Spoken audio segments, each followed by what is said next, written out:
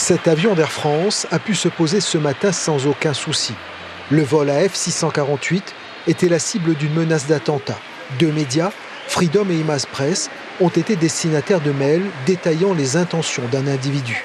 Avec l'adresse mail de la personne, d'ailleurs, et le boucle d'envoi, dans le mail, il y avait une photo de djihadiste en train d'activer une bombe et il était écrit « On va tous venir vous tuer ici à La Réunion ». On a reçu un premier mail qui indiquait tout simplement que nous avons une information comme quoi il allait se diriger ce matin vers l'aéroport au vol AF648 qui arrive à 5h30 et il voulait décapiter 2 personnes.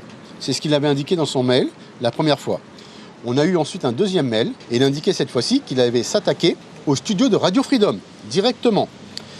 Nous avons eu un troisième mail qui indiquait cette fois-ci que je ne plaisante pas, regardez les vidéos, et il nous a envoyé une vidéo très significative où on peut voir une décapitation d'un otage par Daesh. Les autorités sont alertées.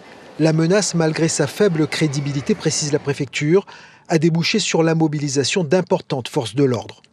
La police, les enquêteurs du STPJ, le RAID, le NEDEX aussi, puisqu'il y avait potentiellement un risque aussi au niveau d'explosion.